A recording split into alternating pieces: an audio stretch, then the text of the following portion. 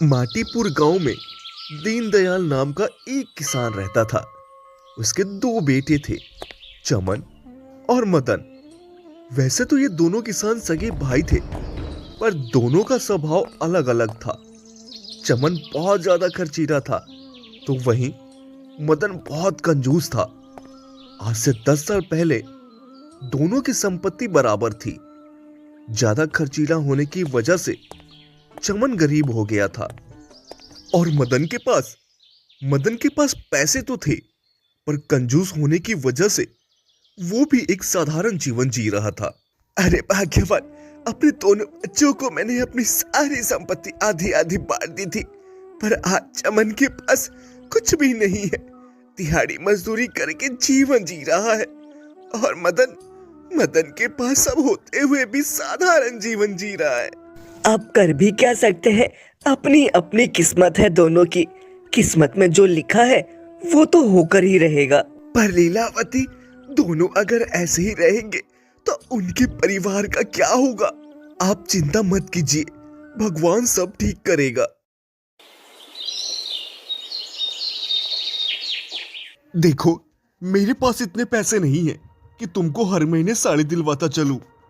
हाय रे मेरी किस्मत, किस कंजूस से पाला पड़ा है मेरा। अगर पिताजी ने पहले बता दिया होता कि मेरा बेटा कंजूस है तो मैं कभी विवाह ना करती तुमसे।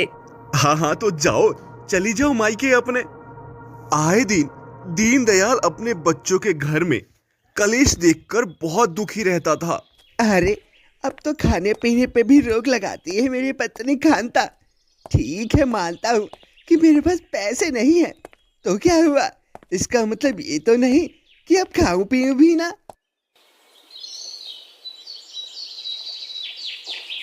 कहा बात है दीनदयाल भैया, बहुत सोच में डूबे हो।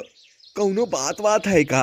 अब क्या बताऊं रामदीन, बस मुझे अपने दोनों बच्चों की चिंता हो रही है कि कैसे अपना जीवन बिताएंगे। तू तो जानता ही है मेरे बच्चों को, एक जहां खर्चीला है तो दूसरा वहां कंजूस। दीनदयाल भैया, हम एक बाय बतावत है।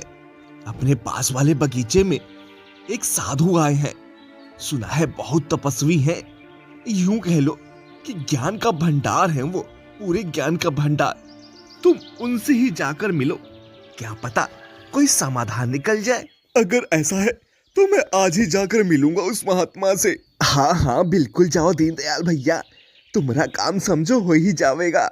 रामदीन के कहने पर दीनदयाल बगीचे में आए साधु से मिलने आ गया और उसने अपने दोनों बेटे का हाल कह सुनाया। अब आप ही कोई उपाय बताएं महात्मा जी, मुझे मेरे बच्चों की बहुत चिंता होती है। दीनदयाल, चिंता की कोई आवश्यकता नहीं है। तुम एक काम करो, कल अपने बच्चों को लेकर यहाँ आना, मैं इसका उपाय कर दूंगा। अब तुम जाओ, मेरा ध्यान लगाने का समय हो गया है। इतना बोलकर साधु ध्यान मग्न हो गए। दीनदयाल घर आकर अपनी पत्नी से कहता है, लीलावती, आज मैं बहुत खुश हूँ, बहुत ज्यादा खुश हूँ। क्यों जी, कोई खजाना वजाना हाथ लग गया है क्या आपके, जो इतनी खुशी दिखा रहे हैं?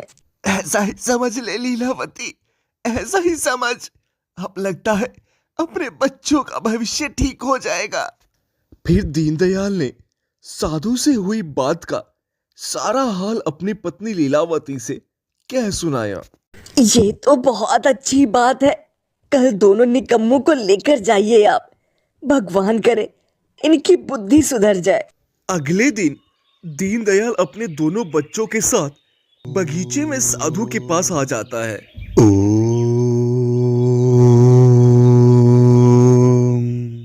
महात्मा जी, ये मेरे दोनों बच्चे हैं, चमन और मदन। चमन और मदन, बहुत अच्छा नाम है। अच्छा चमन और मदन, ये बताओ कि अगर मैं हमेशा के लिए अपनी मुट्ठी बंद करके रखूंगा तो तुम दोनों को मेरे हाथ के बारे में क्या लगेगा? महाराज, बिल्कुल ऐसा लगेगा जैसे कोई कोढ़ का हाथ हो। अरे नालायक, ये तू क्या बोल रहा है महात्मा जी को? तेरी अक्ल पर पत्थर पड़ गया है क्या? कोई बात नहीं दीनदयाल, इनको बोलने दो। अच्छा ये बताओ कि अगर मैं हमेशा अपनी हथेली खुली रखूंगा, कभी अपनी हथेली को बंद नहीं करूंगा, तो तुम लोग मेरे हाथ के बारे में क्या सोचोगे? महाराज, फिर भी ऐसा लगेगा जैसे किसी कोढ़ का हाथ है। बच्चों, यही तो मैं बताना चाहता हूं तुम लोगों को। हमेशा मुट्ठी बंद रखना यानी कंजूसी करना, या हमेशा हथेली खुली रखना यानी खर्च करना, दोनों एक तरह का कोड ही है। हमेशा मुट्ठी बंद रखने वाला धनवान होते हुए भी निर्धन का जीवन जीता है, और ज्यादा खर्च करने वाला धनवान हो तो उसे निर्धन बनते समय नहीं लगता। सही तरीका है कभी मुट्ठी बंद रहे तो कभी मुट्ठी खुली, तभी जीवन का संतुलन बना रहता है। चमन और मदन दोनों महात्मा की बात समझ चुके थे। महात्मा जी, हम आपकी बातों को भली भांति समझ गए हैं। अब हम हमेशा आपके बताए अनुसार ही चलेंगे। हमारी आंखें खोलने के लिए बहुत बहुत धन्यवाद। हाँ हाँ महात्मा जी, अगर आप हमें ऐसे ना समझाते तो शायद हमें कभी समझ में ही नहीं आता। आपका बहुत बहुत धन्यवाद। अब दोनों की आंखें खुल चुकी थी और दोनों साधु के बताए रास्ते पर चलने लगे। कुछ सालों में ही चमन भी धनवान हो गया और मदन भी खुशी खुशी अपना जीवन जीने लगा। ये सब देखकर उनके माता पिता बहुत खुश हुए।